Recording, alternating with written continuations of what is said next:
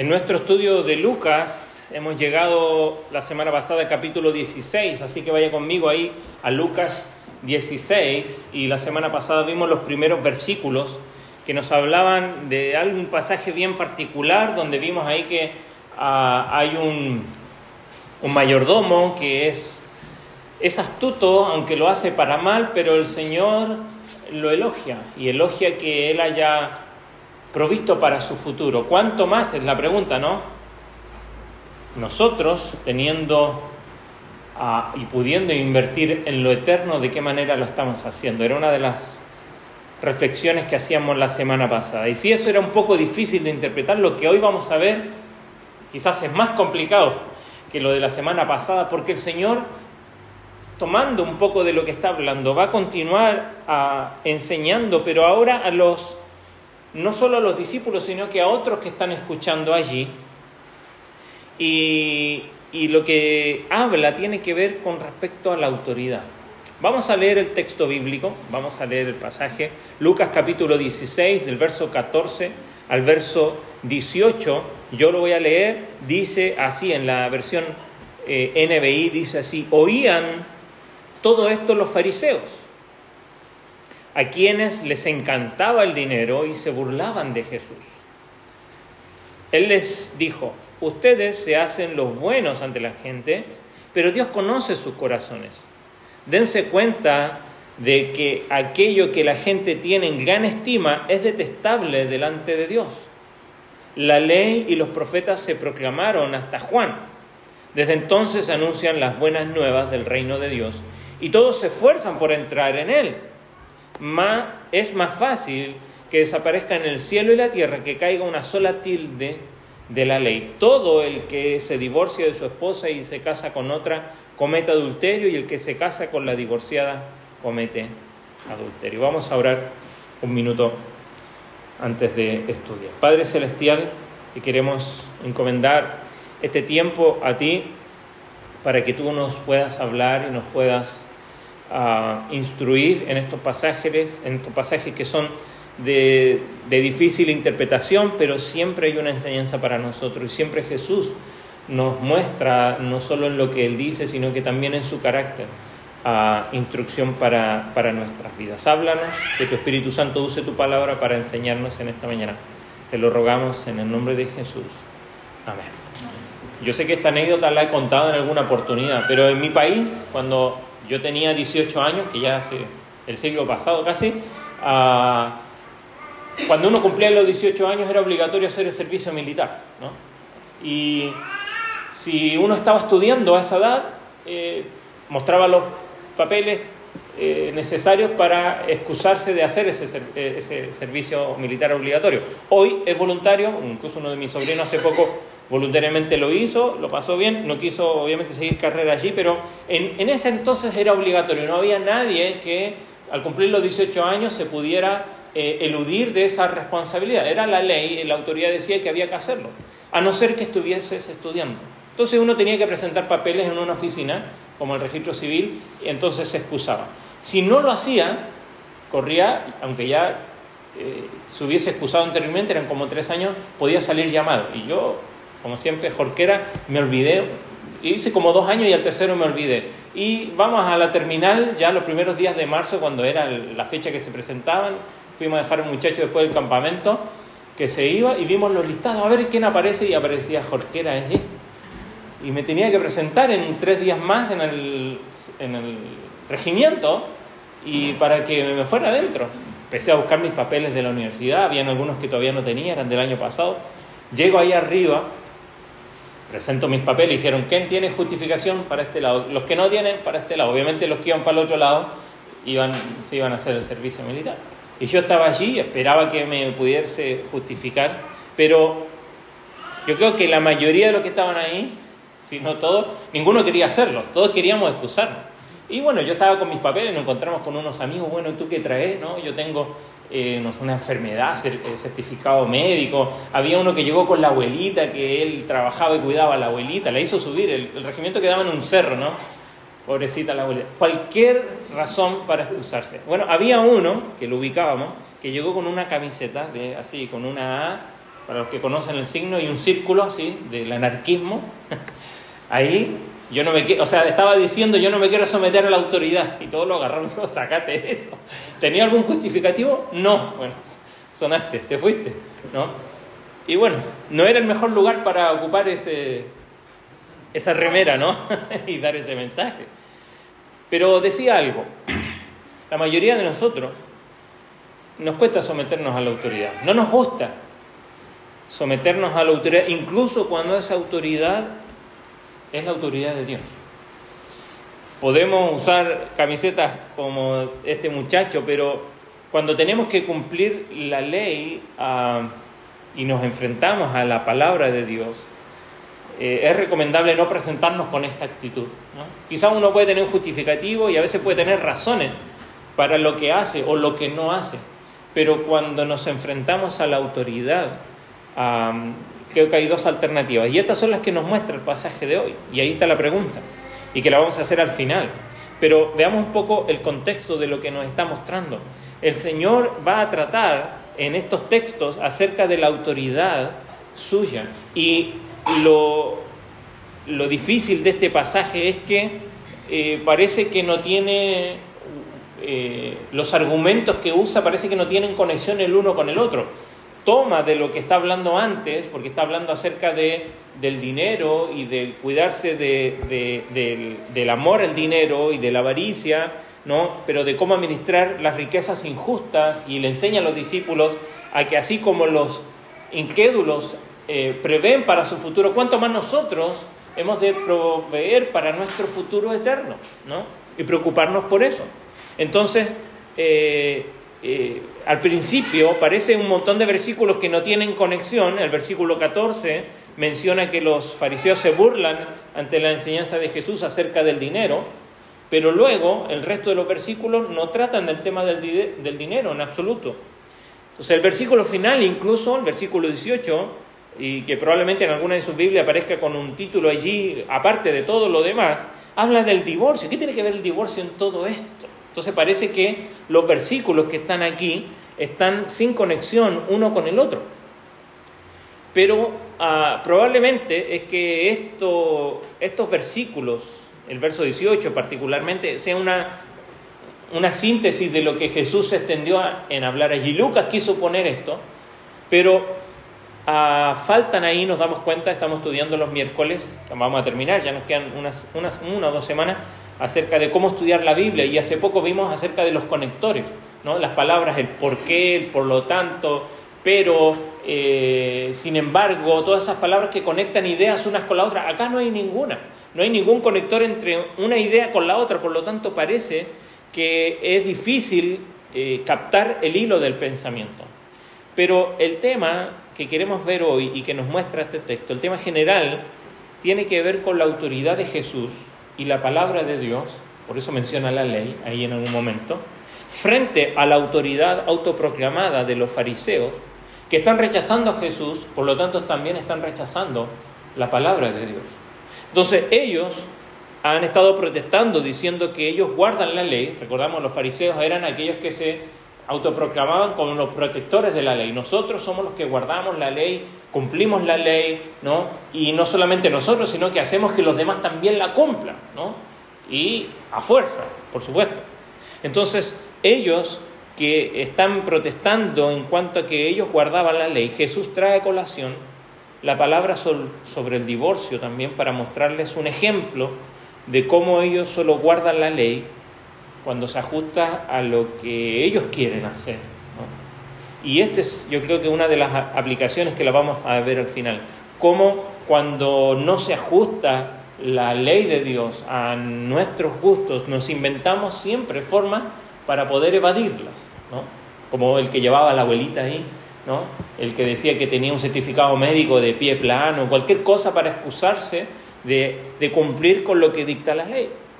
Entonces, estos, el Señor los va a confrontar.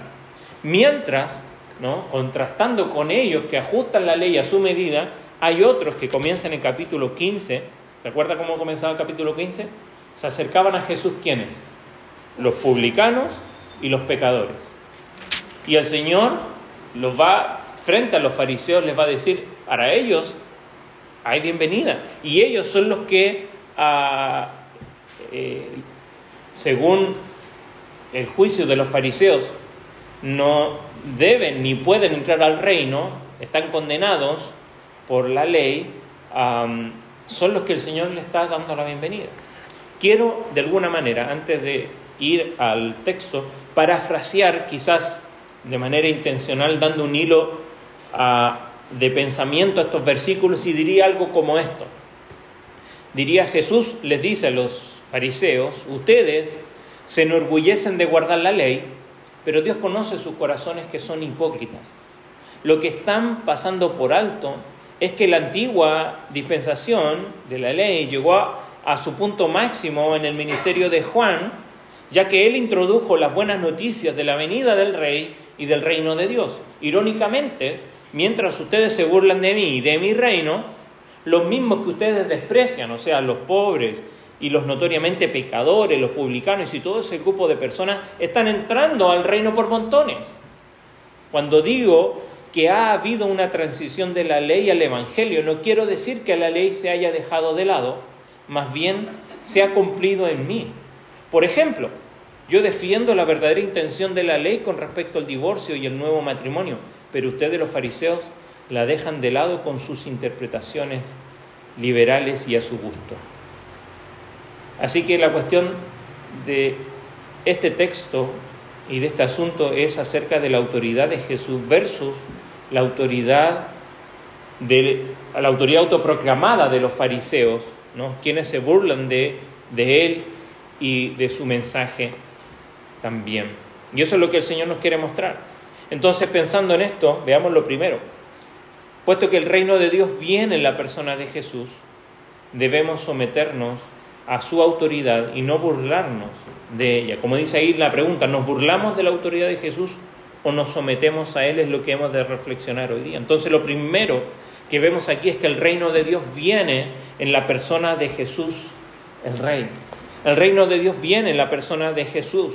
Y debemos tener presente que tanto Juan el Bautista como el precursor, como el preparador del camino para Jesús y Jesús mismo, se enfrentaron a este, vamos a decir, poderoso, en realidad en su momento eran partidos políticos, pero recordemos que en Israel la nación, su centro era la adoración, ¿no? Era un país netamente religioso, su fe era el centro de su sociedad. Por lo tanto, estos partidos, como los fariseos, como los saduceos, como los escribas, como los intérpretes de la ley, después estaban los herodianos y otros que eran más pro romanos o más en pro de la helenización, ¿no? De toda esta, vamos a decir, serían los globalistas del día de hoy, en algún aspecto, pero todo estos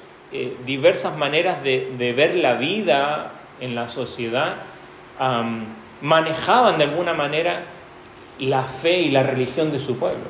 Y cuando Jesucristo viene, se enfrenta a toda esta rigurosidad, ¿no? Muchas veces implacable, los más implacables eran los fariseos, de cómo y cuánto tenía que cumplirse la ley. Y Juan, tanto Juan como Jesucristo, se enfrentaron a este grupo o estamento religioso y cultural, ¿no? Los judíos, los religiosos judíos, tenían mucha influencia y poder sobre la gente. Mire, para muestra algunos pasajes, vaya conmigo, sin perder Lucas, vaya conmigo a Juan, al libro siguiente. Juan 7, verso 13, dice, después de Juan 7, 13, Jesús está en la fiesta ahí de los tabernáculos y le buscaban los judíos para apresarle. Dice, pero ninguno hablaba abiertamente de él por miedo a los judíos, ¿no? Ninguno hablaba acerca de Jesús por miedo a estos judíos, los fariseos. Capítulo 9 de Juan, verso 22. Ahora sí es un milagro, creo.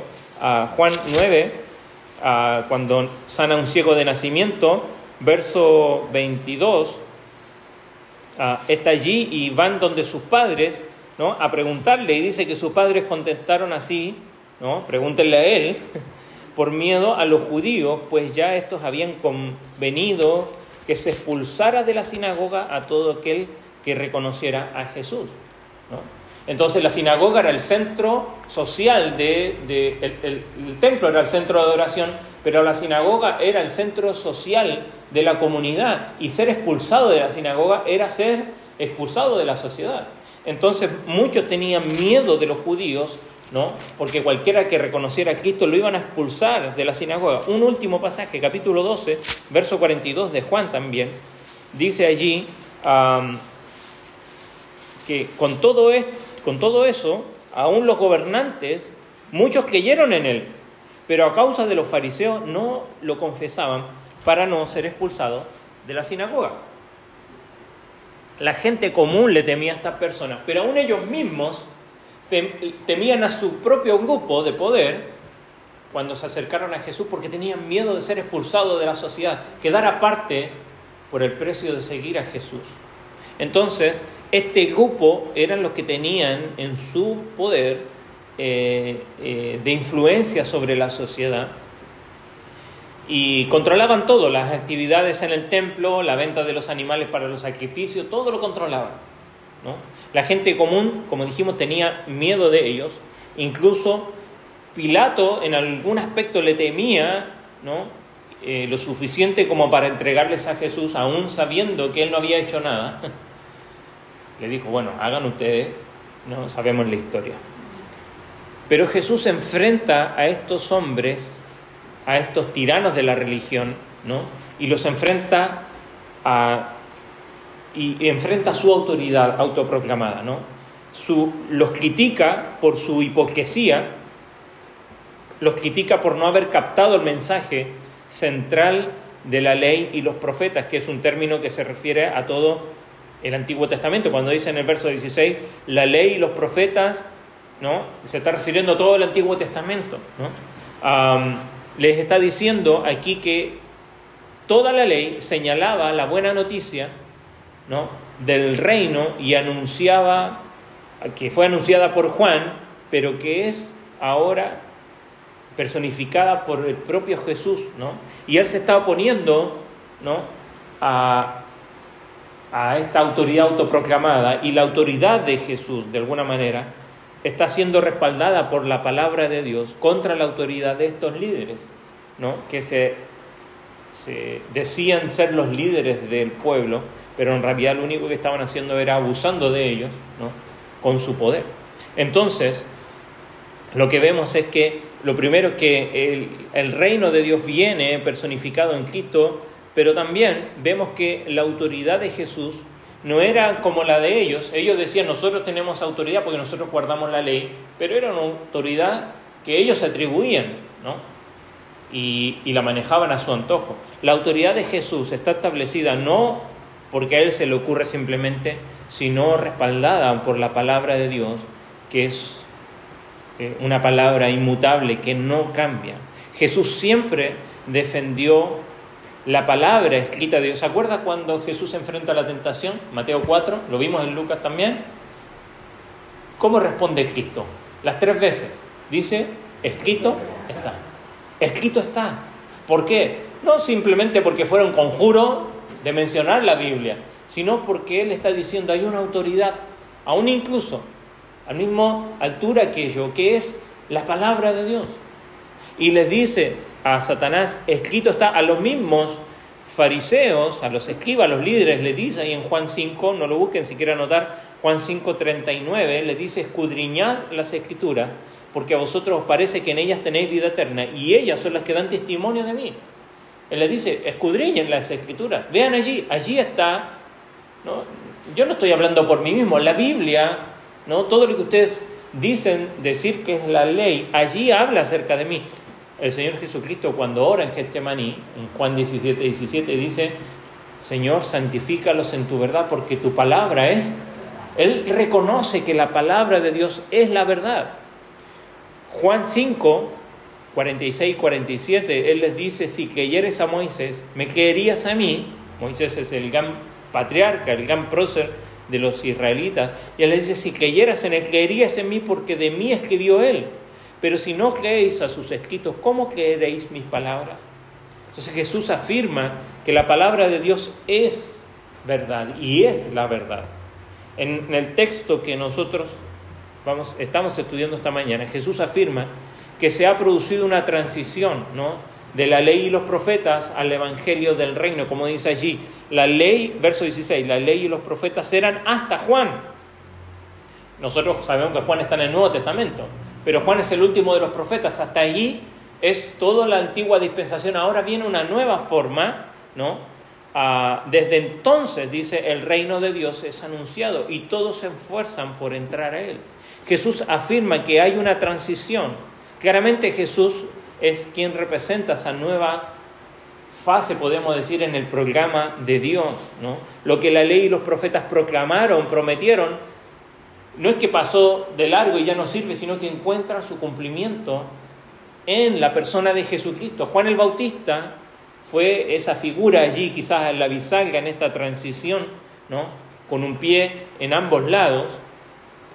El último libro del Antiguo Testamento, a ver, el último libro, Malaquías, los últimos versos, ¿no?, profetiza que va a venir un Elías, ¿no?, alguien que va a proclamar, como Elías en el desierto, va a proclamar aquel que había de venir, y se cumple con Juan, ¿no?, allí anunciando y preparando el camino del Señor. Y Jesús es ese Señor en forma de hombre, el Mesías prometido, no un pasaje, muchos pasajes en el Antiguo Testamento, ¿no?, hacía mucho tiempo. Aún incluso podemos remontarnos al Edén, ¿se acuerdan? En Génesis 3:15, cuando le dice a la serpiente, tu simiente le herirá en el calcañar, pero la simiente de ella herirá en la cabeza, le dice a la serpiente. Una herida de muerte, la primera promesa de una salvación, de una redención, de venciendo a Satanás, ¿no? Entonces, vemos aquí que la autoridad de Cristo no es simplemente afirmada por él mismo, como lo hacían los fariseos, sino que por la palabra de Dios, por todo el Antiguo Testamento, y encuentra cumplimiento en él. Ahora, Jesús deja claro una cosa, que aunque se ha producido una transición, no se ha anulado ni ha dejado sin efecto la ley, porque esto es peligroso, ¿no? Sería más fácil, ¿no?, dice el Señor Jesucristo, que toda la creación desapareciera y que fallara, dice, una tilde de la ley, ¿no? Como dice ahí, probablemente, no sabemos, se podría referir a una de las letras del hebreo, del alfabeto hebreo, que es como una tilde, ¿no?, que es la yod, que es muy pequeñita, ¿no? Entonces, el Señor, su argumento es el siguiente: es que lo que Dios habló por medio de Moisés, por medio de los profetas, por medio de la ley, se cumplirá en todos los detalles más minúsculos. ¿Por qué? Porque la palabra de Dios, como dice Jesús en Juan 5:39, da testimonio de él y se tiene que cumplir, ¿no? Entonces, la relación entre la ley del Antiguo Testamento y la era actual de la gracia siempre ha sucedido, y normalmente sucede no solamente con esto, con la mayoría de las cosas que intentamos interpretar de las Escrituras, que tendemos a los costados. ¿Qué pasa cuando pareciera, ¿no?, cuando uno va por un lugar medio peligroso, uno se hace un costado porque sabe que ahí va a encontrar probablemente un lugar más seguro? Porque aparentemente estas líneas nos dan seguridad, ¿no? Pero no queremos correr el riesgo y hacer el trabajo a veces de ir por el medio del camino. Lo explico de esta siguiente manera. Normalmente nuestra interpretación de la Biblia y de la mayoría de las cosas, aún de la opinión de la gente, es irnos a los extremos. En este caso, muchos creen, por ejemplo, que todo el Antiguo Testamento, que tiene que ver con la ley allí, ya no tiene ninguna utilidad para nosotros, ¿no? En el Antiguo Testamento vemos leyes como que el Señor prohibía comer cierto alimento, y decimos, claro, ahora el Señor dice a Pedro, ¿se acuerda? Mata y come, no hay problema. Y Pablo dice, mientras sea con acción de gracia, adelante. Por supuesto que esas cosas fueron para el pueblo de Israel en su tiempo, en un momento. Pero también hay principios de normas, no solo de conducta, sino morales, en el Antiguo Testamento que siguen vigentes para nosotros hoy, ¿no? ¿Quién de nosotros consideraría que los 10 mandamientos no sean vinculantes para nosotros? ¿O acaso ya no matarás no tiene valor para los cristianos en el día de hoy? ¿O no cometerás adulterio ya no tiene valor para los creyentes? Porque eso está en el Antiguo Testamento. ¿Acaso ya no tiene valor? Claro que tiene valor. El problema es irnos al otro extremo, y también existe esto, si lo busca, muchos de ellos se llaman teonomistas o reconstruccionistas, que van al extremo de obligar a todos, a la comunidad, a vivir bajo la ley de Dios. Y muchos pasajes en el Antiguo Testamento dicen ojo por ojo y diente por diente, o quieren a aquellos que, como se acuerda, Acán, ¿se acuerda la historia de Acán? Ahí van a Jericó, ¿no? Vencen en Jericó y el Señor dice no tomen nada de lo que está allí, pero él codició un manto babilónico, debe haber sido un manto bien lindo, y una barra de oro ahí, ¿no? Y la roba. Cuando el Señor dijo que no tomen, en otros lugares, cuando derrocaron otras ciudades, podían tomar del botín, pero aquí no. Era la primera, las primicias le pertenecen a Dios, era el principio, pero él lo codició. ¿Y qué pasó? Fueron a pelear a otra ciudad, a Jai, y perdieron, y el Señor dice, acá hay un problema. Hay pecado en el pueblo, y lo buscan hasta que encuentran a Acán. ¿Se acuerda qué pasó con Acán? Lo apedrearon a él, a su familia y a sus animales incluso.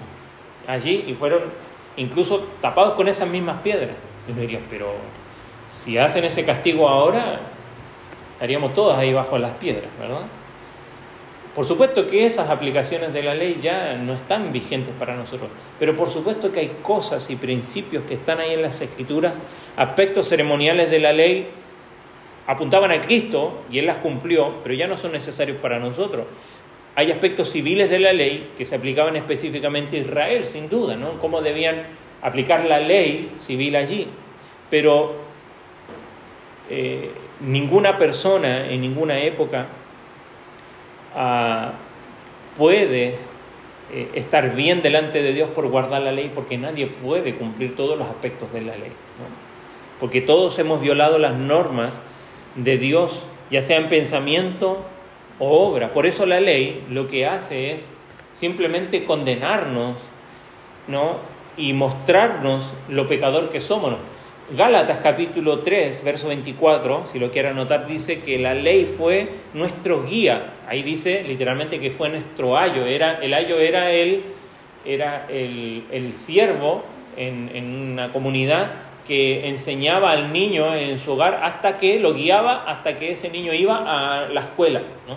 Entonces dice que la ley fue la guía para llevarnos a Cristo a fin de que seamos justificados, ¿no?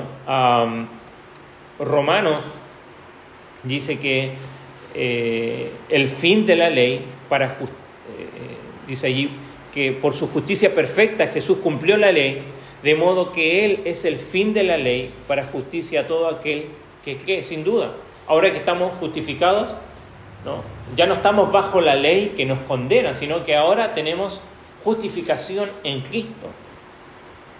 Pero incluso después de que una persona es justificada por la fe en Cristo, la ley continúa mostrándonos cuál es la norma santa de Dios para nuestra vida y para nuestra conducta. No cometerás adulterio, no dirás falso testimonio, no matarás, no hurtarás. Y todas las instrucciones que hay en la ley, todos los principios que hay en la ley, siguen siendo una muestra para nosotros de cuál es la norma de Dios. Cuando vamos a Mateo capítulo 5, 6 y 7, que es el Sermón del Monte, ¿se acuerda cómo comienza el Señor Jesús? ¿Oíste que fue dicho? ¿Se acuerda? Pero yo os digo, la ley dice no matarás, pero Él sube el estándar, ¿no? Cualquiera que le dice necio a su hermano, cualquiera que le dice fato a su hermano, cualquiera que insulta a su hermano, ya lo mató. Oíste que fue dicho no cometerás adulterio, y el Señor sube la norma. ¿Y qué es lo que dice? Cualquiera que mira a una mujer para codiciarla, ¿dónde? En su corazón. Ya cometió adulterio. Entonces la ley sin duda sigue siendo vigente en aspectos morales para nosotros, pero el problema no es si acaso yo cumplo la ley, el problema es de nuestro corazón. El punto es que aunque la ley llegó a su cumplimiento en Cristo, no es dejada de lado, y aquellos que están en Cristo deben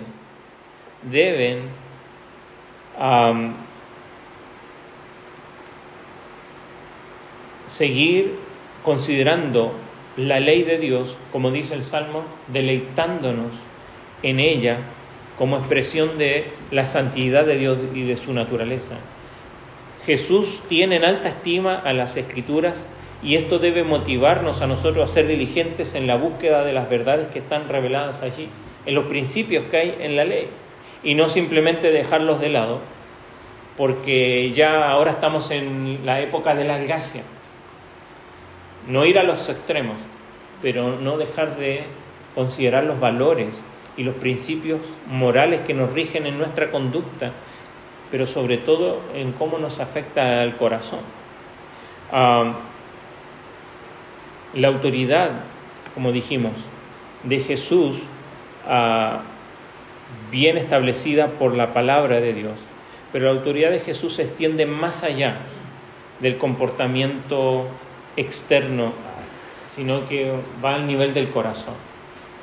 La autoridad de Cristo va más allá de simplemente la ley que regulaba de alguna manera lo externo, sino que la ley de Cristo, como Él lo dice en el Sermón del Monte, va más allá, porque el problema no es simplemente si alguien mata o comete adulterio, el problema es su corazón, es tu corazón, es mi corazón. Entonces, exteriormente, los fariseos podían compararse con los demás y justificarse porque ellos hacían, como dice el Señor Jesucristo, ellos colaban el eneldo para poder dar los diezmos de esas pequeñas hierbas. Llegaban a lo más lejos en cuanto a ser meticulosos en cumplir todas las reglas externas. Vivían delante de los hombres correctamente, pero no delante de Dios. Porque Dios es el que conoce, es el único que realmente conoce el corazón y examina todos nuestros pensamientos y aún, dice Hebreos 4, las intenciones de nuestro corazón, los motivos de nuestro corazón. Estos fariseos estaban llenos de orgullo e hipocresía, que es algo que Dios realmente repudia. ¿Se acuerda que dice? Que Dios resiste a los soberbios, da gracia a los humildes. Ellos cuando daban limosna, cuando ofrendaban, lo hacían para ser notado por los hombres. Cuando oraban estas oraciones largas era para impresionar a los demás con lo espiritual que eran. Aunque pudieran haber engañado a otros, sabían que hay alguien que no pueden engañar, que es a Dios. Y aún creo que a ellos mismos, porque nosotros nos creemos nuestros cuentos, pero sabemos cuando nos engañamos a nosotros mismos con nuestra hipocresía. Y Jesús, de alguna manera, les arranca esta máscara de justicia y los expone como lo que realmente eran delante de Dios, detestables por su hipocresía. La verdadera religión no es un asunto externo, la verdadera fe es un asunto del corazón delante de Dios. En el instante en que nosotros podemos ver a Dios en su absoluta santidad, ¿se acuerda Isaías capítulo 6? Isaías ve la santidad de Dios y ¿qué es lo primero que dice? ¡Ay de mí, que soy hombre pecador! Entonces, cuando podemos comprender y vislumbrar la santidad de Dios, vamos a poder ver lo vil y lo sucio de nuestro propio corazón. Que dice Jeremías 17 que el corazón es engañoso, es perverso, es lo más retorcido que hay, dice una versión antigua. Es engañoso y nos engaña a nosotros. Y en lugar de jactarnos de nuestras buenas obras y hacer alarde por nuestra supuesta rectitud ante los demás, debemos rendirnos delante de Dios y su santidad y su palabra, porque sabemos cuán engañoso puede ser nuestro corazón. Pero es precisamente ahí donde el Evangelio tiene su lugar, porque el Evangelio entra en escena, porque aquí nos damos cuenta de que si has de estar delante de Dios, no puedes por tus propios méritos, sino que necesitas de alguien. Aún incluso Isaías, por la poca luz que tenía, dice: yo soy hombre pecador, no puedo estar acá. ¿Se acuerda qué es lo que sucede? Uno de los serafines, uno de los ángeles que está ahí, toma un carbón encendido y lo... ¿Por qué? Esa en referencia a la santidad de Dios. La santidad de Dios, ¿no?, lo toca ahora a Isaías. Nosotros sabíamos que cualquiera que entraba al lugar santísimo en el Antiguo Testamento moría. porque la santidad de Dios lo fulminaba. Pero aquí es algo inaudito. La santidad de Dios transforma ahora a Isaías y lo hace limpio. Y eso es lo que hace el Evangelio. La santidad de Cristo imputada a nosotros ya no nos destruye, al contrario, nos transforma para poder vivir una vida diferente. Por eso es que aquí es que el Evangelio siempre es la diferencia. La ley nos hace ver que necesitamos un Salvador, que necesitamos un mediador, necesitamos una justicia distinta a la mía. ¿Se acuerda que dice Isaías? Que nuestras justicias son como ¿qué? Trapos inmundos, no sirven de nada. Él extiende su perdón gratuito a todo pecador que se arrepiente y cree en Él. Y ahora Él viste al creyente con su justicia, reconciliándonos con Dios. Esa es la nueva relación con Dios y aprendemos entonces a vivir no para agradar a los hombres, sino a Dios, quien ve el corazón. Entonces Jesús está diciendo aquí a los fariseos y a nosotros hoy que si no estás viviendo abiertamente ante Dios, juzgando tu pecado, no a nivel de tu conducta, no a nivel si puedo hacer esto o no puedo hacer esto, si esto que hice está bien o está mal, sino que a nivel de tu corazón, a nivel de tus pensamientos, a nivel de tus motivaciones, de tus actitudes, de lo que mueve tu corazón, así como tus palabras y tus acciones. Entonces, lo único que hacemos es que estamos viviendo como un fariseo y no como un discípulo del Señor. Los cristianos no debemos vivir para impresionar a nadie, sino que debemos vivir a la vista de Dios, buscando agradarle solamente a Él. Entonces lo que hemos visto hasta ahora es que lo primero que hace es que nuestro texto nos muestra que el reino de Dios viene en la persona de Jesús, el Rey, que el cristianismo no es cuestión de seguir un conjunto de normas externas, ¿no? ¿Se acuerda? Siempre menciono yo esto, la lista de cosas. ¿Qué hacen los cristianos? Y usted puede tener una lista de 10, otro tiene una lista de 15, otro de 20, otro de 50, y algunos una lista interminable. Y pensamos que eso es el cristianismo.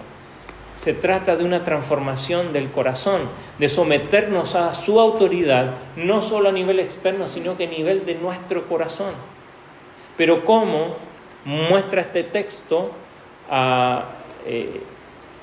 No hay una única respuesta posible, sino que hay de alguna manera dos respuestas posibles. ¿Qué es lo que hacen los fariseos? Y eso es una respuesta posible, y debemos examinar si acaso estamos allí. El texto nos dice, los primeros versos, allí, verso 14, que ellos oían estas palabras que estaba enseñando Cristo, que ellos eran avaros y se burlaban de Él. Y nosotros tendemos a pensar que todos los que se burlan de Jesús están fuera de la religión, fuera del sistema religioso, pero los relatos del Evangelio nos muestran que hay muchos que, a pesar de que son religiosos y parecen religiosos, lo que hacen es burlarse del Salvador, es burlarse de Jesús. La palabra aquí burlarse es eso, es hacer mueca, desprecio de alguien, ¿no? Y estos líderes religiosos se burlaban de Jesús. ¿Por qué se burlaban de Jesús?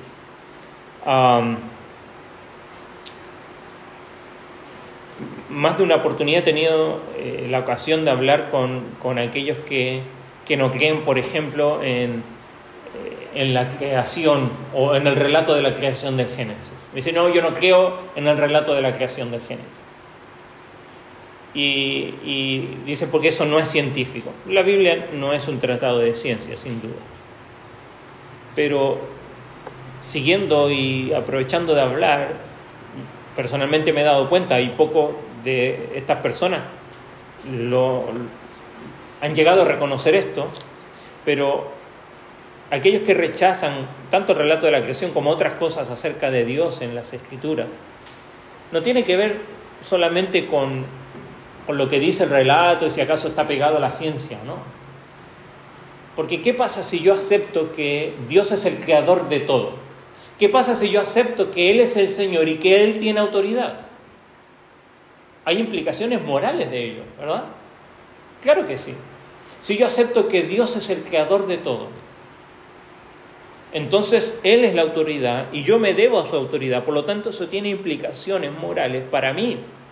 Ya no puedo vivir como yo quiera y no esperar un juicio. Por lo tanto, los fariseos se burlan de Jesús de la misma manera. No porque simplemente no crean lo que está diciendo, sino porque lo que está diciendo Jesús tiene implicaciones morales.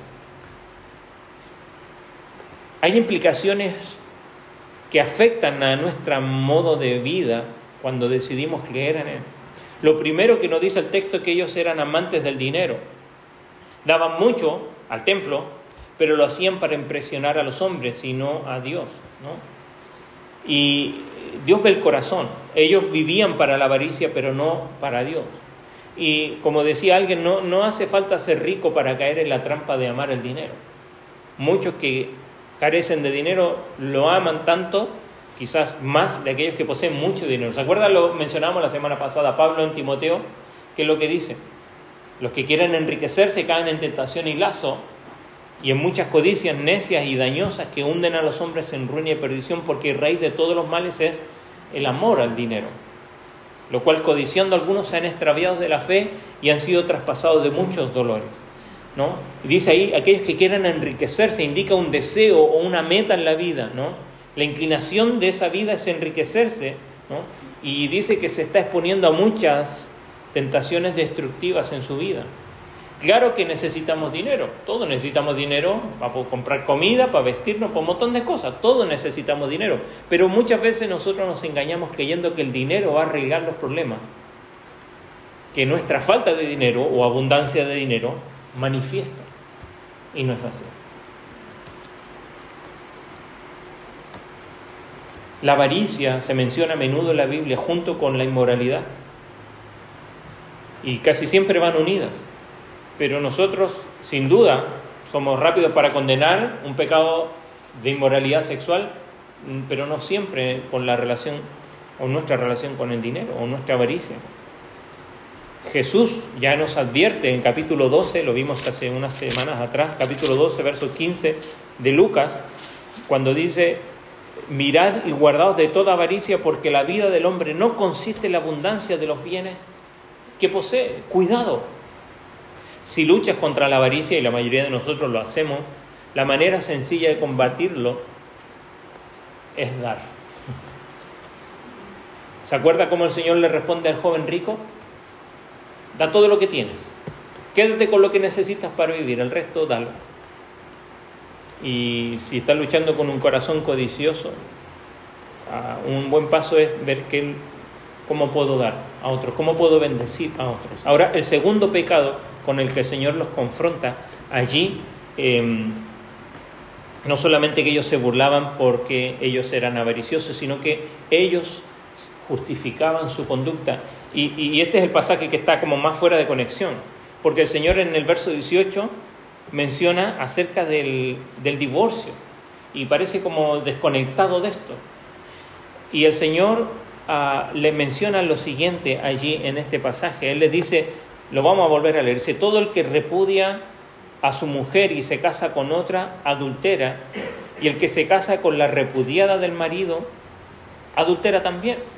Entonces nos está mostrando aquí que ellos, así como amaban el dinero, también se justificaban en su conducta diciendo que cumplían la ley.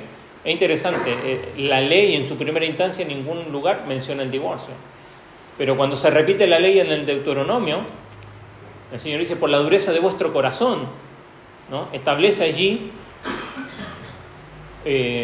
una reglamentación para proveer, ¿no?, una salida cuando esto se volvía insostenible. Pero ¿qué habían llegado a hacer los fariseos?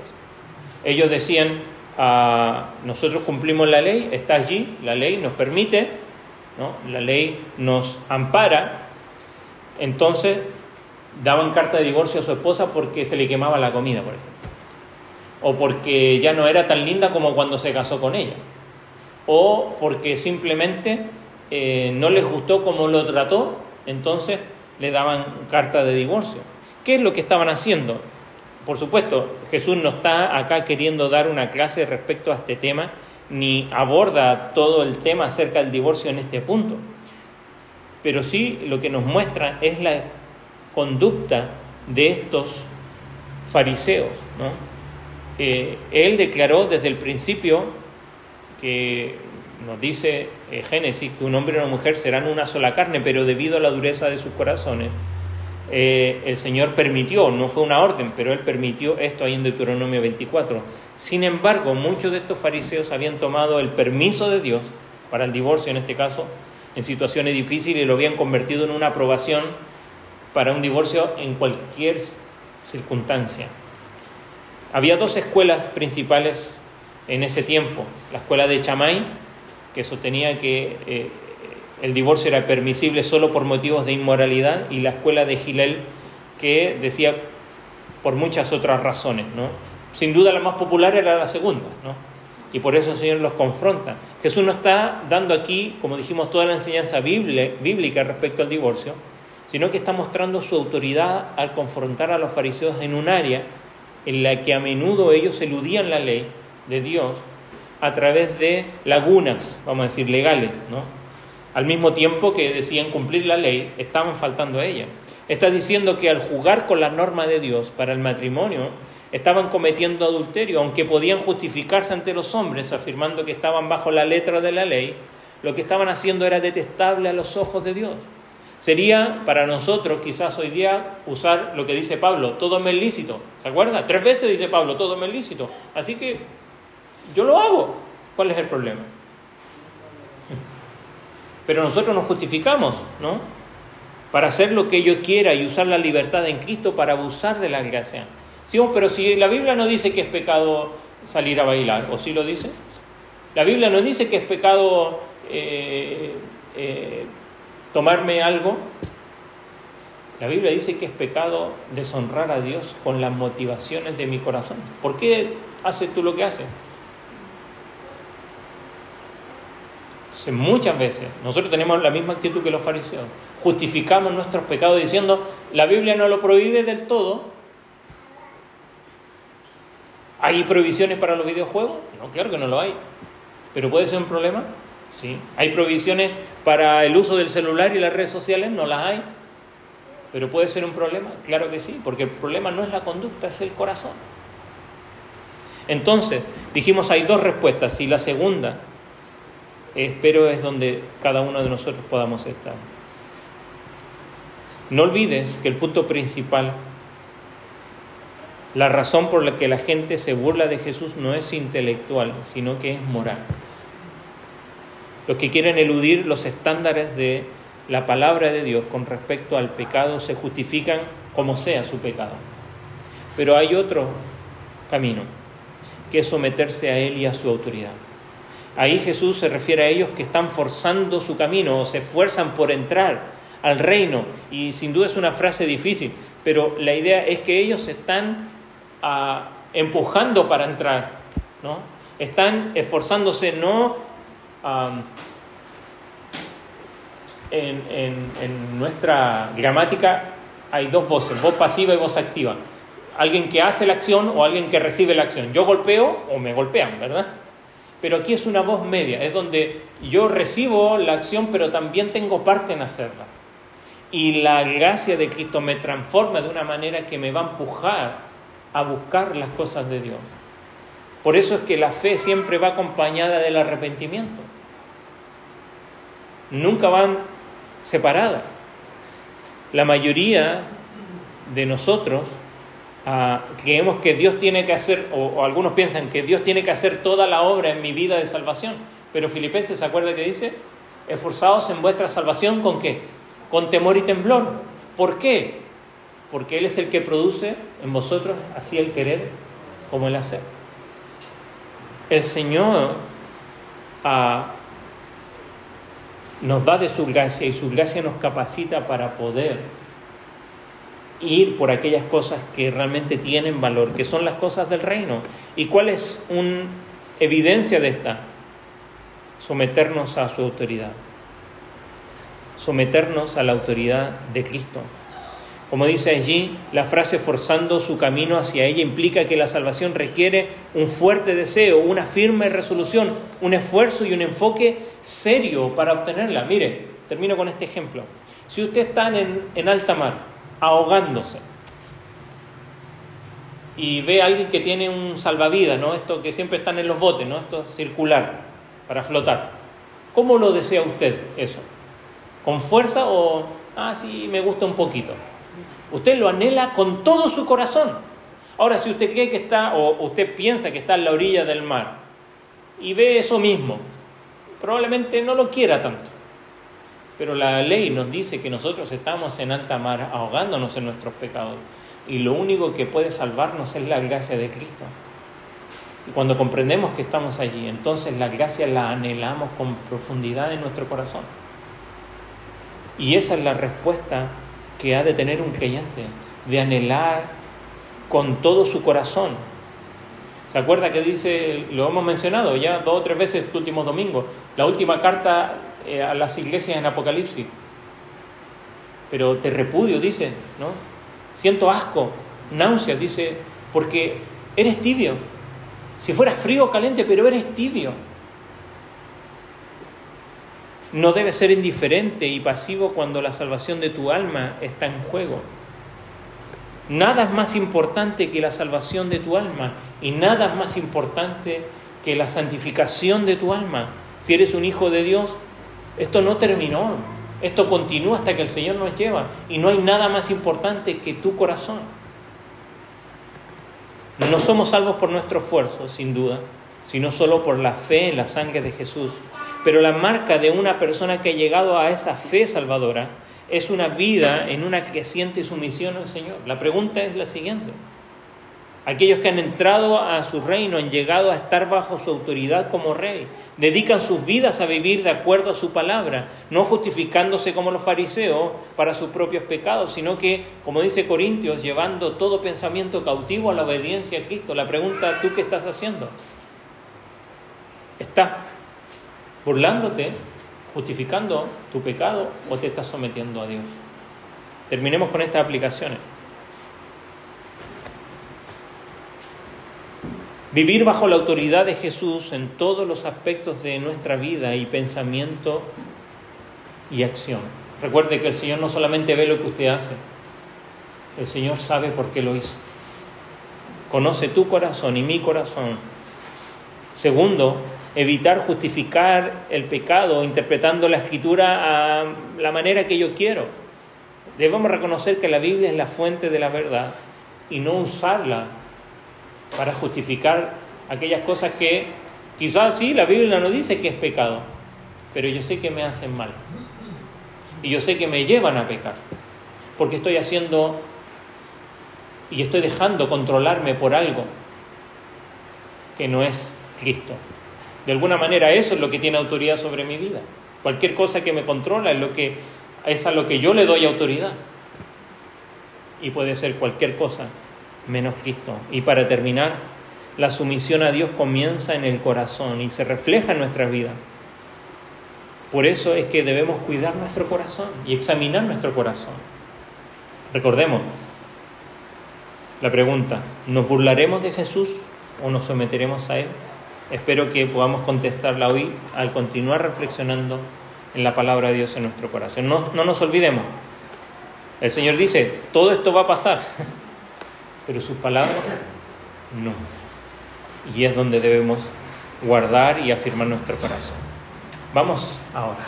Padre Celestial,